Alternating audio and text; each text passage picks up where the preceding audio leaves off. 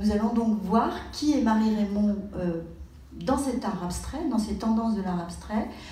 Une femme qui est très importante, qui est vraiment essentielle, qui gagne le prix Kandinsky, qui est un prix tout à fait reconnu, tout à fait important. Elle va être soutenue par de nombreux critiques, exposée dans les plus grandes galeries, et puis elle disparaît. On verra pourquoi elle disparaît. Et ça sera la troisième thématique de notre soirée, qui est cette question de la notoriété, qui moi m'intéresse beaucoup à titre personnel pour avoir fait l'exposition Bernard Buffet, cette histoire du goût qui est vraiment passionnante, qui fait qu'on se demande pourquoi les artistes disparaissent. Alors dans le cas précis de Marie Reymond, il y a évidemment un effacement, et là avec Michel Gazier nous verrons, nous essaierons de savoir si cet effacement est consenti ou pas, parce que ça c'est un des cas particuliers que nous allons évoquer ce soir de Marie Reymond. Mais il n'y a pas que cette raison, il y a beaucoup d'artistes de cette période et de l'abstraction qui ont totalement disparu des radars de l'histoire de l'art. Alors pourquoi disparaît-on ? Dans le cas de ces artistes de l'art abstrait, nous avons quelques hypothèses dont nous discuterons librement. Donc première grande question, d'abord, que je pose à Michel Gazier, qui est Marie Reymond ? Marie Reymond, c'est d'abord Marie Reymond, c'est-à-dire on ne va pas la définir ni par son mari, ni par son fils. C'est une jeune femme qui va naître à la Colle-sur-Loup, donc pas très loin de Nice, dans le sud de la France, dans une famille bourgeoise de pharmaciens et dans la parfumerie. C'est quelqu'un qui va faire des études dans une bonne institution, toujours dans le sud de la France, à Nice, et qui, a priori, n'a aucun lien véritable avec l'art. Elle va découvrir, mais tout à fait seule, ce désir d'aller vers la peinture, d'aller vers l'art. Elle va le découvrir en se promenant et en rencontrant un peintre dont elle va visiter un atelier de peintre. Et à partir de là, elle a le sentiment de s'être rencontrée.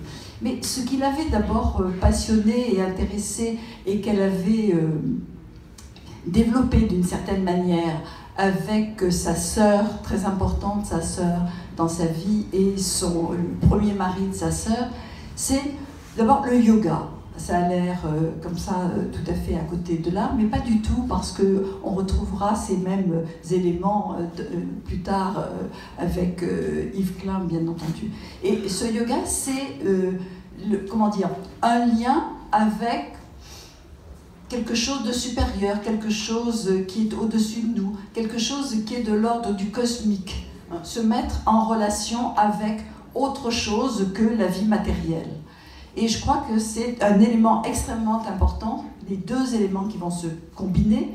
D'une part, ce lien avec les espaces, l'au-delà. Il y a une phrase que j'aimerais citer et qu'elle citait volontiers, qu'elle avait trouvée dans un opéra, l'opéra Antar. Et l'on peut d'un coup d'aile, atteindre le soleil. Et c'est vraiment ça. Et cette peinture, la peinture qu'elle va découvrir finalement et qu'elle va pratiquer, elle va la découvrir doublement. Donc avec cette rencontre, et surtout avec la rencontre de celui qui va devenir son mari, et qui est Fred Klein, qui est un peintre qui avait déjà, lui, pignon sur rue comme peintre. Et donc, la voilà partie dans cet univers à la recherche de quelque chose qui est de l'ordre pictural, mais qui est aussi de l'ordre philosophique.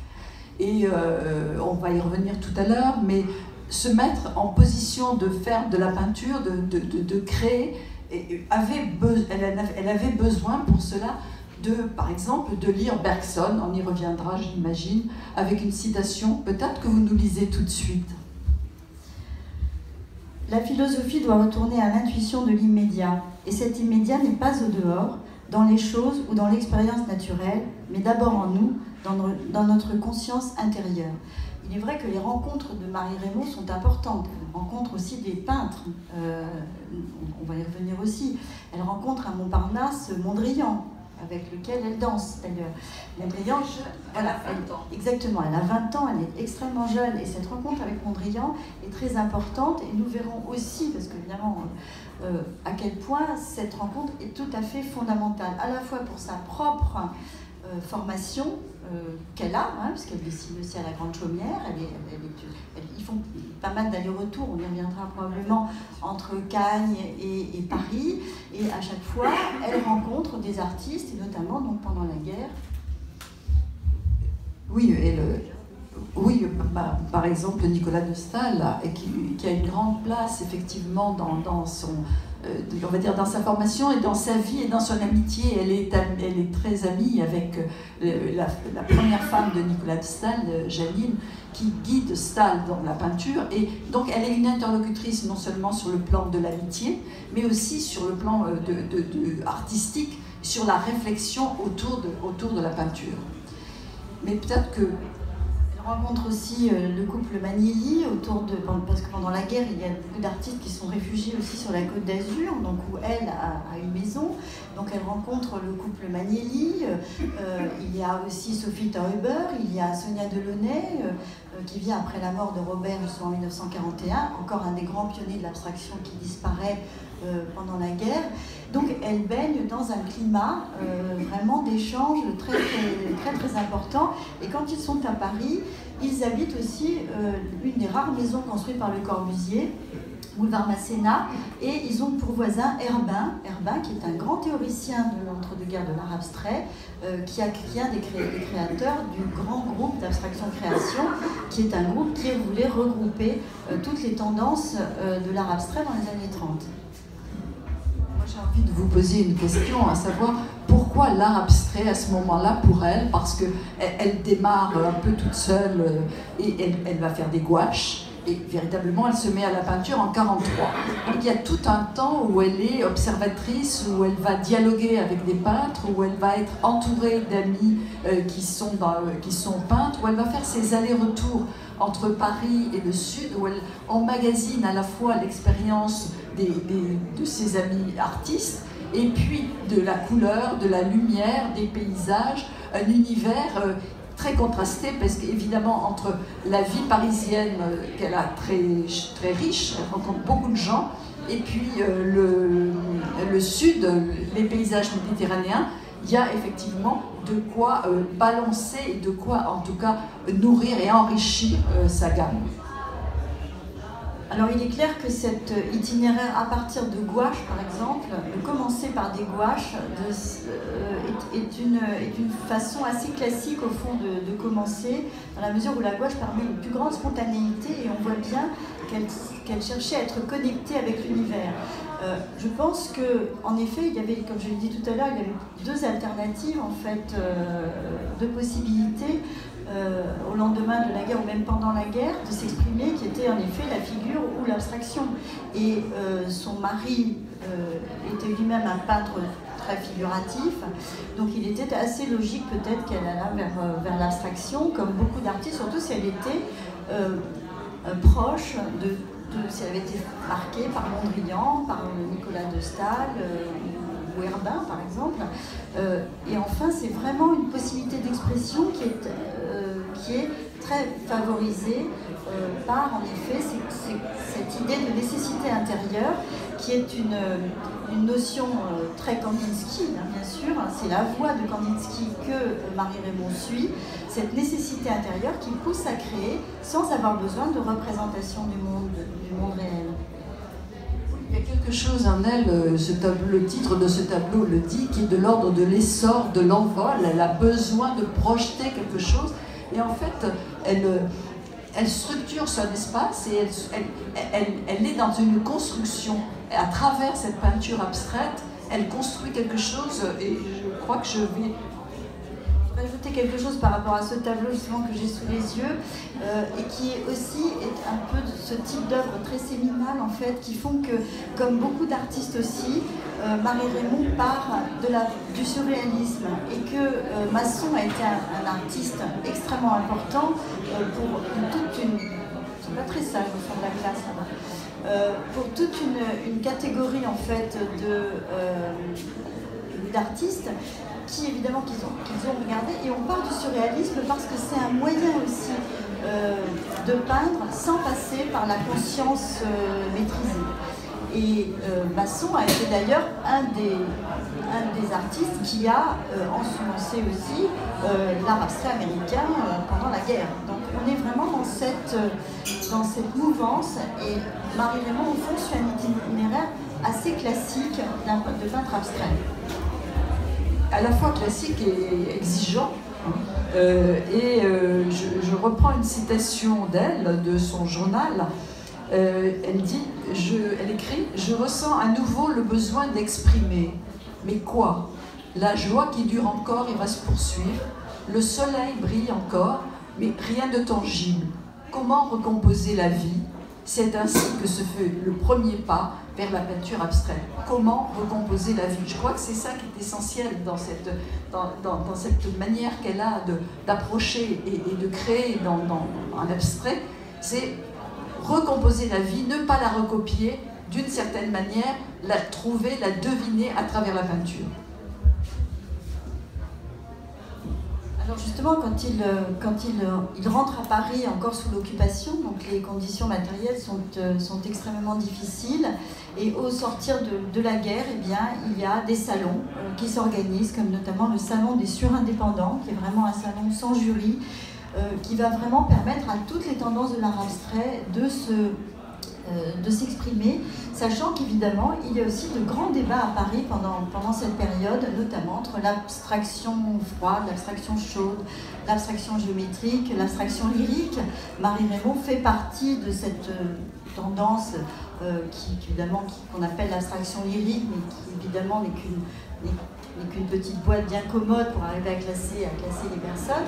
Mais c'est vrai que les artistes, c'est vrai que cet essor précisément de l'abstraction se structure, et elle va être remarquée par un jeune critique qui s'appelle Charles Estienne, qui est très important à ce moment-là, comme d'autres, comme Léon Degan, comme Michel Ragon, qui vont aussi devenir les chantres de l'abstraction, soutenus donc par des salons, soutenus par des galeries.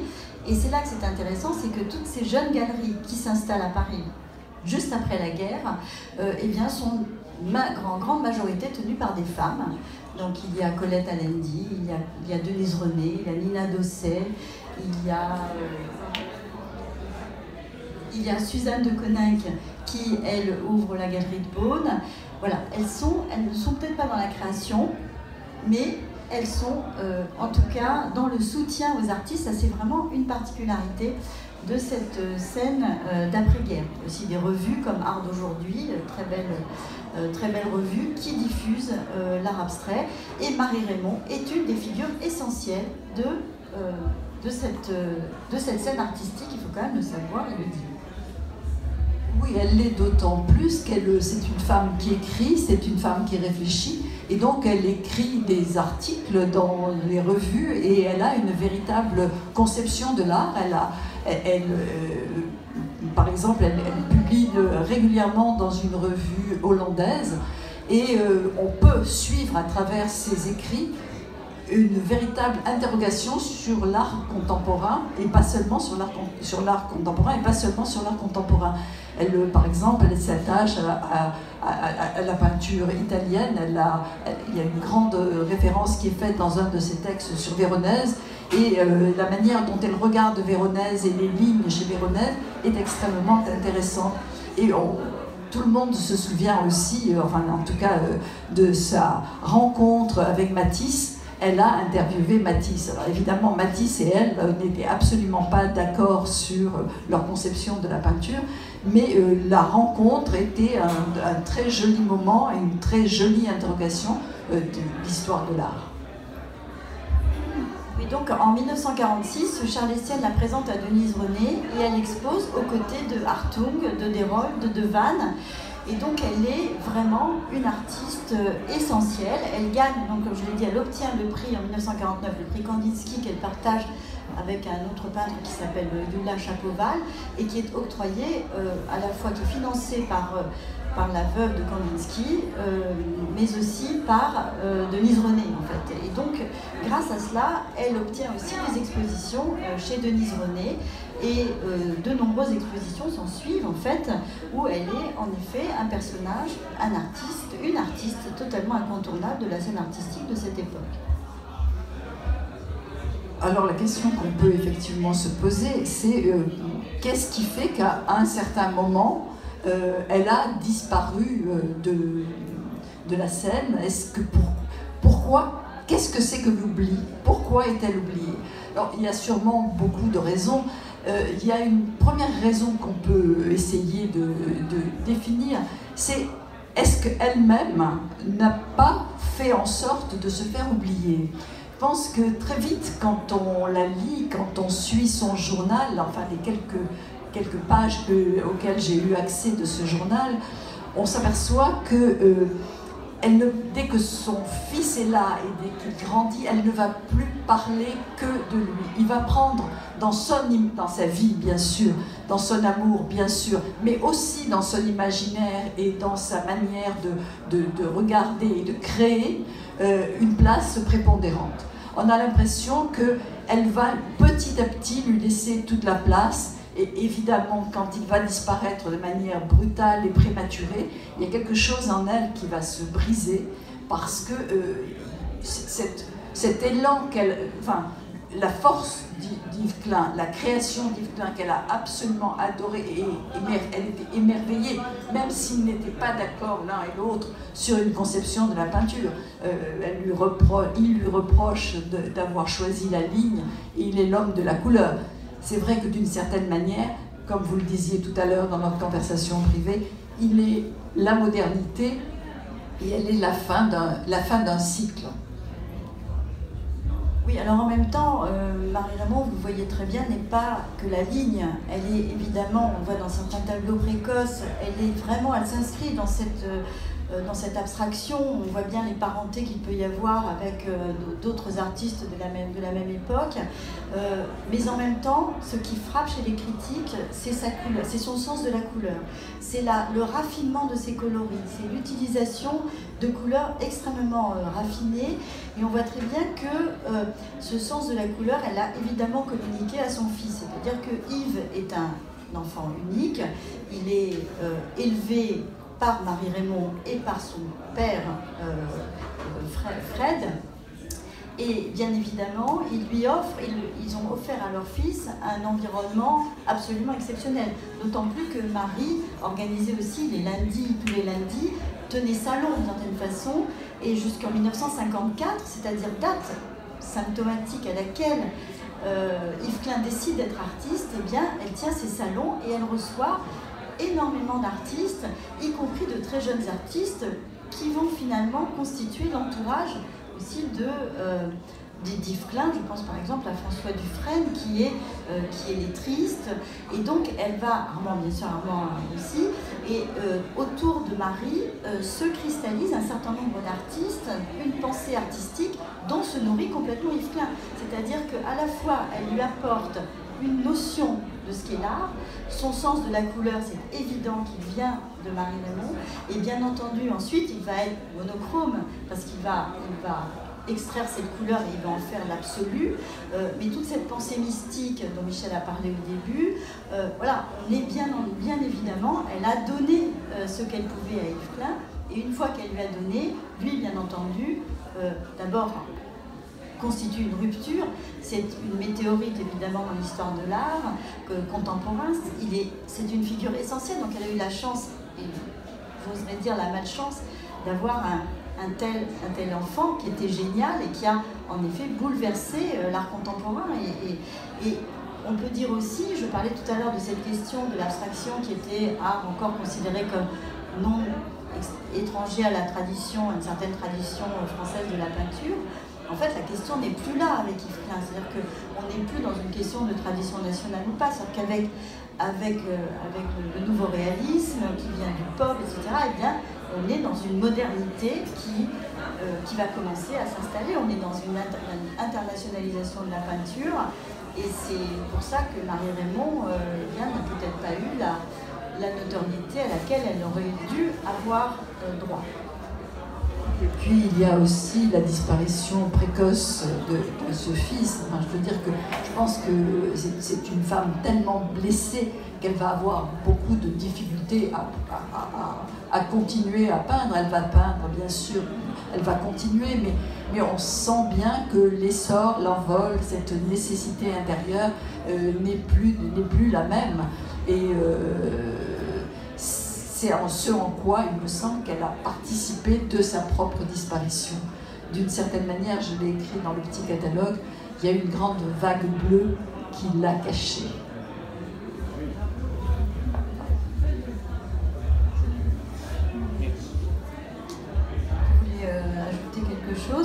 C'est vrai que Marie Reymond assiste à toutes les manifestations artistiques de son fils. Elle est là au moment de l'exposition chez Iris Clair, du Vide, voilà, commodément appelé le Vide.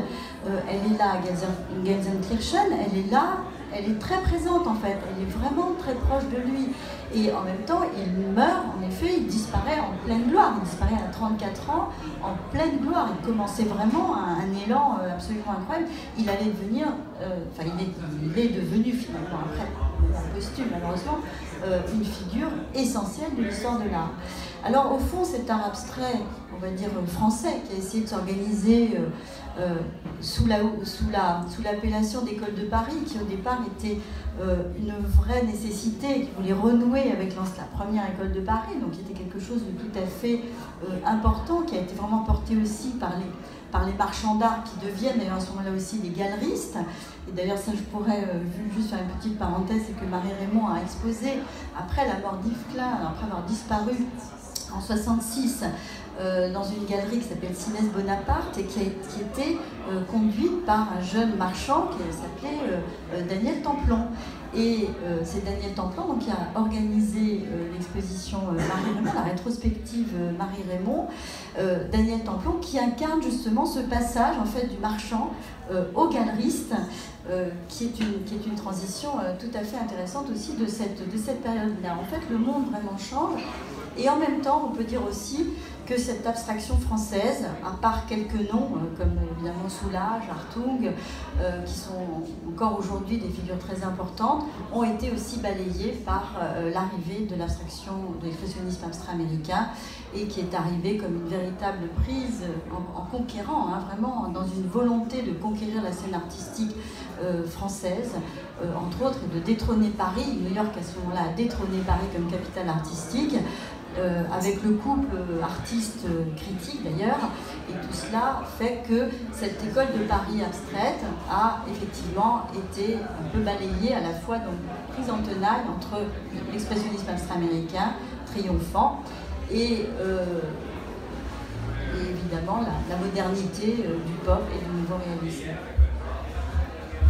Peut-être terminer en disant une chose. Il s'avère qu'il y a quelques années, j'ai travaillé avec Rothroth et nous avons fait un livre ensemble, Rothroth étant l'épouse d'Yves Klein et la mère d'Yves.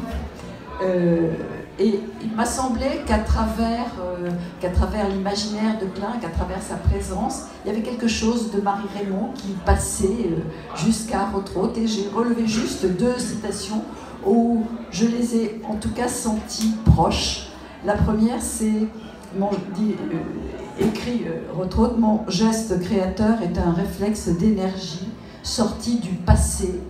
Et c'est ce passé qu'on peut ausculter effectivement et dont on parle là.